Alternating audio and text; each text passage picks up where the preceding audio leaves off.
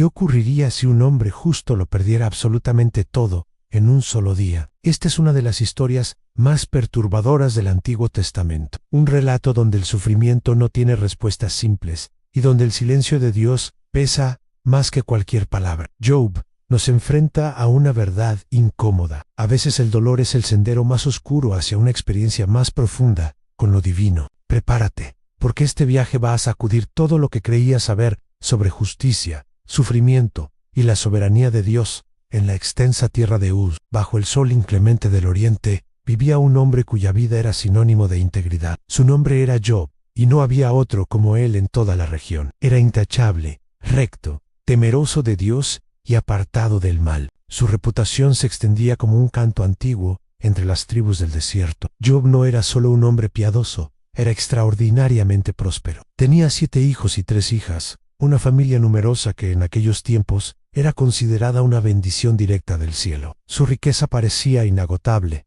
Han 7,000 ovejas, 3,000 camellos, 500 yuntas de bueyes, 500 asnas y una multitud de siervos. Sin discusión alguna, Job era el hombre más importante entre todos los orientales. Sus hijos solían organizar banquetes, cada uno en su día, en sus propias casas. Invitaban a sus hermanas para comer y beber juntos. Era una familia unida, próspera, aparentemente completa. Pero Job, como patriarca vigilante, nunca descuidaba el aspecto espiritual de su hogar. Cuando terminaban los días de celebración, Job mandaba llamar a sus hijos, los santificaba y se levantaba de madrugada para ofrecer holocaustos por cada uno de ellos, porque decía en su corazón: tal vez mis hijos hayan pecado y blasfemado contra Dios en sus pensamientos. Esto hacía todos los días, sin excepción. Job no solo se preocupaba por la vida material de su familia, sino por su estado delante de Dios. Cara a amanecer, antes de que el sol tocara las montañas del desierto, Job intercedía por sus hijos, ofrecía sacrificios por si alguno había fallado en lo secreto durante la fiesta. Esta disciplina espiritual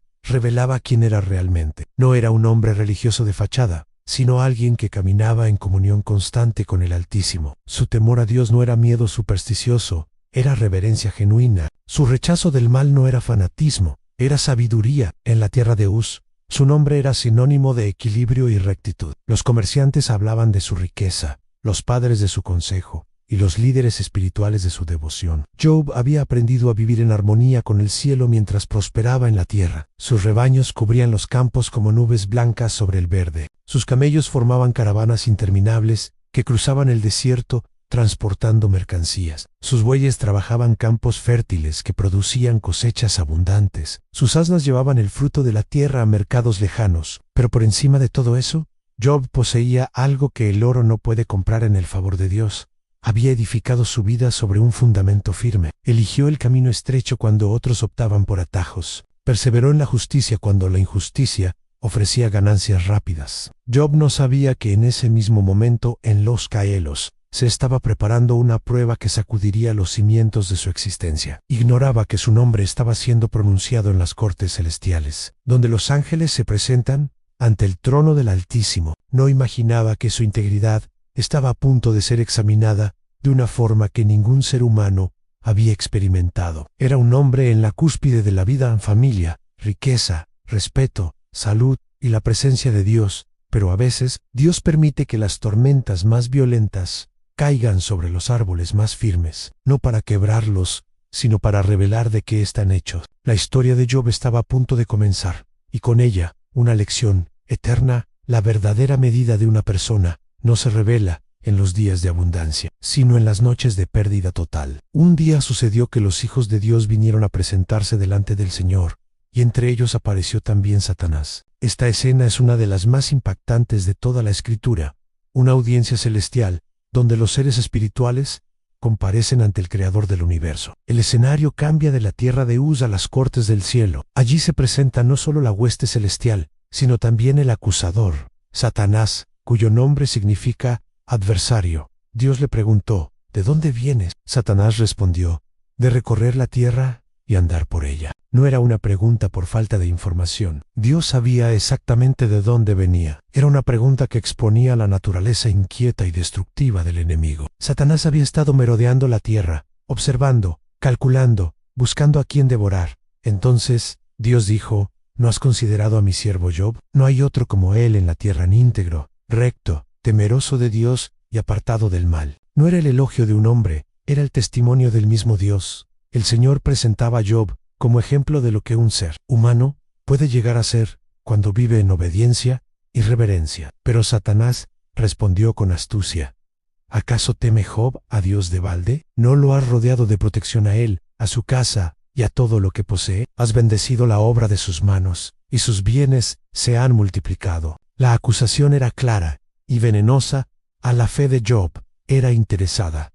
Según Satanás, Job obedecía porque le convenía, pero lanzó el desafío final. Extiende tu mano, toca todo lo que tiene, y verás si no blasfema contra ti. La apuesta no era solo sobre Job, era sobre toda la humanidad. ¿Es posible amar a Dios sin condiciones? ¿Se puede adorar cuando todo se pierde? Y Dios respondió, todo lo que tiene está en tu mano, pero no pongas tu mano sobre él. El Satanás salió de la presencia de Dios. El desafío había sido aceptado, pero con límites. El enemigo no actuaba con poder propio. Estaba sujeto a la soberanía divina. Dios permitió la prueba, no porque desconociera el resultado, sino porque la fe verdadera solo se revela cuando es probada. La fe que nunca ha sido sacudida no es fe, es comodidad. El oro que no pasa por el fuego no puede llamarse puro. Y la integridad que nunca es puesta a prueba puede ser solo conveniencia disfrazada. El cielo observaba, el infierno se preparaba, y la tierra estaba a punto de presenciar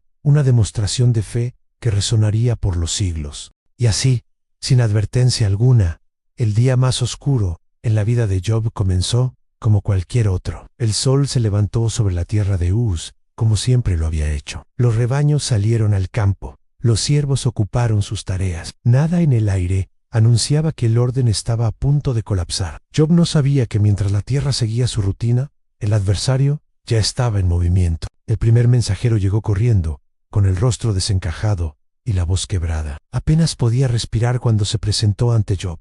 Sus palabras cayeron como piedras. Los bueyes estaban arando, y las asnas pacían tranquilas cuando los sabeos atacaron.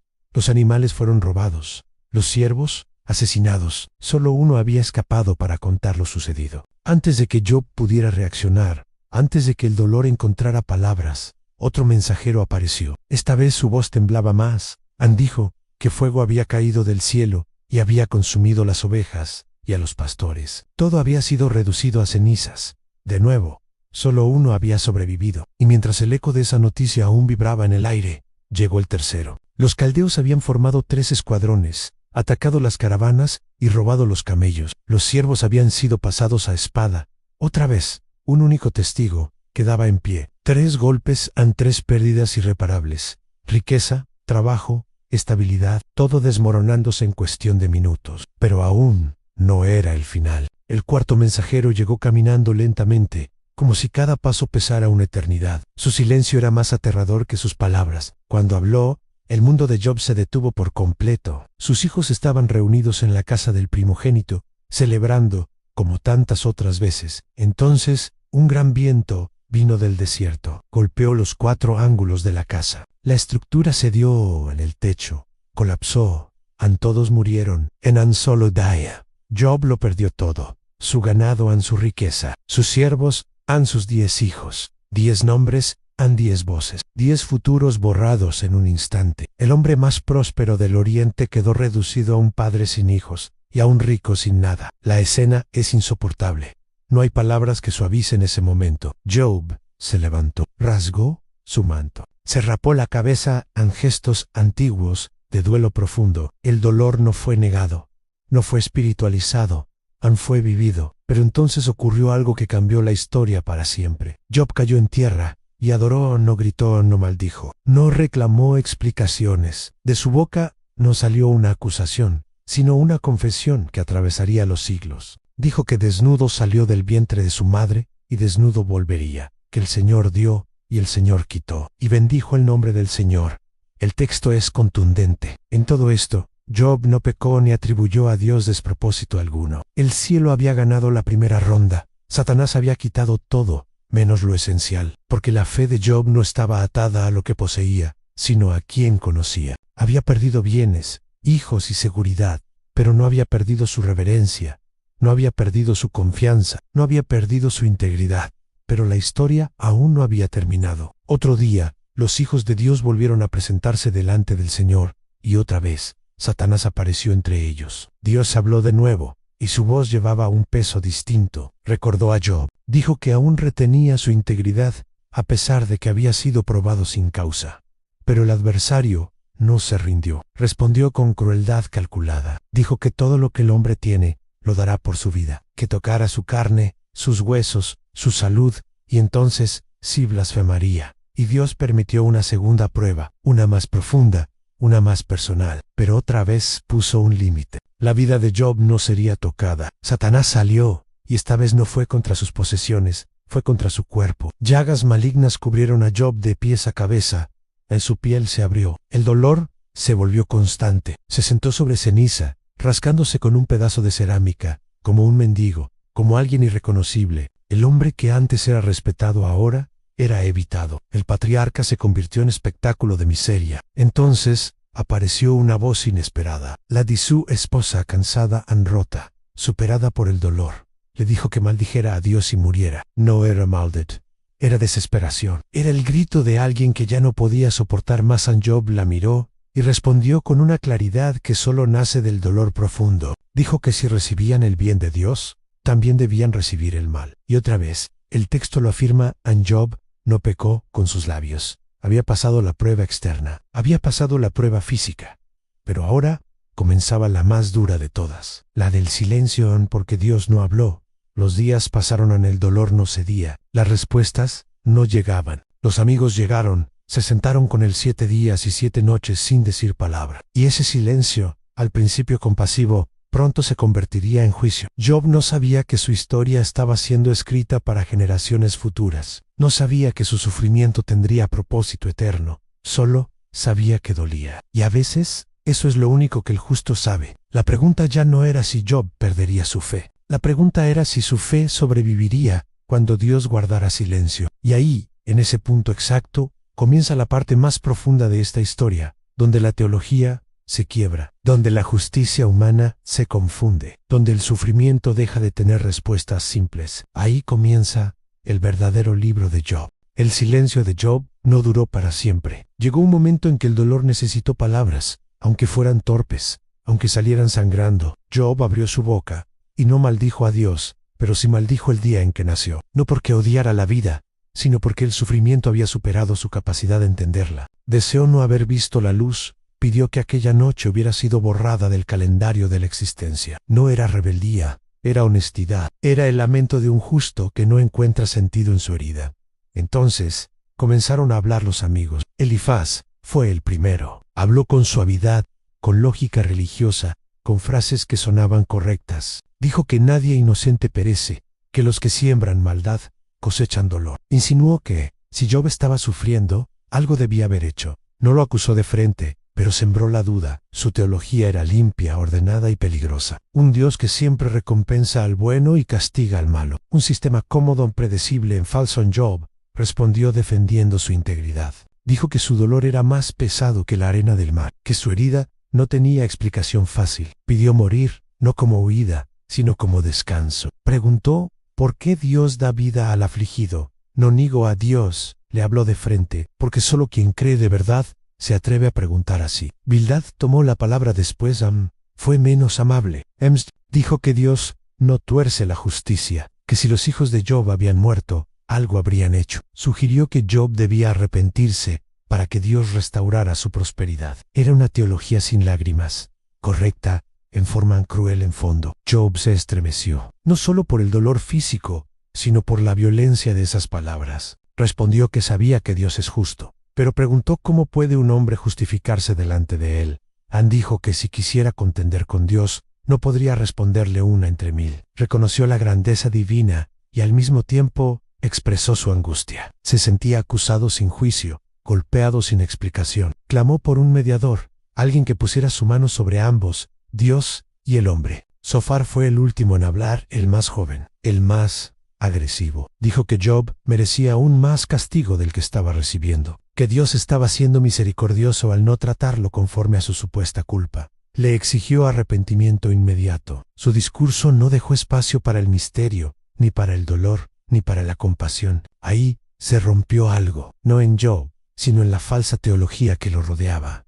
Job respondió con ironía amarga. Dijo que ellos eran el pueblo y que con ellos moriría la sabiduría. Les recordó que hasta los animales saben que Dios permite tanto el bien como el mal, que el mundo no funciona con fórmulas simples, que el malvado a veces prospera y el justo sufre, y que negar eso es cerrar los ojos a la realidad. Los ciclos de discursos continuaron. Una y otra vez los amigos intentaron encajar el sufrimiento de Job en su esquema. Una y otra vez Job defendió su integridad. No dijo que era perfecto, dijo que no era culpable de lo que lo acusaban. Clamó por una audiencia con Dios, no para desafiarlo, sino para entenderlo. Job comenzó a recordar su vida pasada, los días en que era respetado en la ciudad, cuando los ancianos se levantaban al verlo, cuando ayudaba al pobre, al huérfano y a la viuda, cuando era ojos para el ciego y pies para el cojo. No lo decía por orgullo, sino por desconcierto. ¿Cómo alguien que buscó la justicia podía terminar así? El dolor físico seguía, las noches eran largas, los sueños se volvieron pesadillas, su piel se ennegrecía, sus huesos ardían, la gente se apartaba, a los niños se burlaban, el hombre que antes aconsejaba ahora era objeto de desprecio. Y aún así, en medio de ese caos, Job pronunció una de las confesiones más poderosas jamás dichas por un ser humano. Dijo que sabía que su Redentor vive, que al final se levantaría sobre el polvo, que después de deshecha su piel, aún en su carne vería a Dios. No entendía el presente, pero se aferraba al futuro. No veía justicia ahora, pero creía en una vindicación final. Esa fe no era ingenua, era fe gerida. Era esperanza con cicatrices. No negaba el dolor, lo atravesaba. Job no adoraba a Dios por lo que recibía. Lo buscaba por quien era, pero todavía quedaba algo pendiente. Job había hablado. Los amigos habían hablado. Todos habían defendido su visión de Dios. Solo uno no había hablado todavía a Dios. Y cuando Dios decide hablar, no lo hace para responder todas las preguntas, sino para revelar algo mucho más profundo. Entonces, cuando el debate se agotó y las palabras humanas ya no pudieron sostener el peso del dolor, Dios habló. No habló desde un templo ni desde una visión suave. Habló desde un torbellino, porque cuando Dios responde al sufrimiento, no siempre trae explicaciones, a veces trae revelación. Su voz no fue para humillar a Job, fue para ensancharlo. Le preguntó dónde estaba cuando él fundaba la tierra. ¿Quién encerró el mar con puertas? ¿Quién ordenó a la mañana que saliera? No eran preguntas para avergonzar, eran preguntas para recordar. Recordar que el universo no gira alrededor del dolor humano, sino alrededor de una sabiduría eterna que lo sostiene todo. Job no recibió la razón de su sufrimiento, pero recibió algo más grande, la presencia de Dios, y eso cambió todo. Porque el dolor con Dios no desaparece, pero deja de ser absurdo. Job entendió que había hablado de cosas que no comprendía, maravillas que lo superaban. No se retractó de su fe, se rindió a la grandeza divina, y en esa rendición encontró paz. Dios no lo acusó. Al contrario, reprendió a sus amigos, porque no habían hablado bien de él. Su teología era correcta en apariencia, pero carecía de compasión. Job, herido y confundido, había sido más honesto que ellos. Entonces, Dios hizo algo inesperado. Le pidió a Job que orara por los mismos amigos que lo habían juzgado. El hombre quebrantado se convirtió en intercesor, y cuando Job oró por otros, Dios restauró su suerte. No antes, no durante, pues la restauración no llegó como premio a la paciencia, llegó como fruto de una relación profunda. Job recibió el doble de lo que había perdido, pero ya no era el mismo hombre. La riqueza volvió, los hijos llegaron, los días se alargaron, pero la verdadera bendición no fue material, fue haber visto a Dios. Job lo dijo con claridad: antes te conocía de oídas, pero ahora mis ojos te ven. Esa es la victoria final. No entenderlo todo, sino conocerlo mejor. La historia de Job no enseña que el justo no sufre. Enseña que el sufrimiento no tiene la última palabra. Enseña que Dios sigue siendo soberano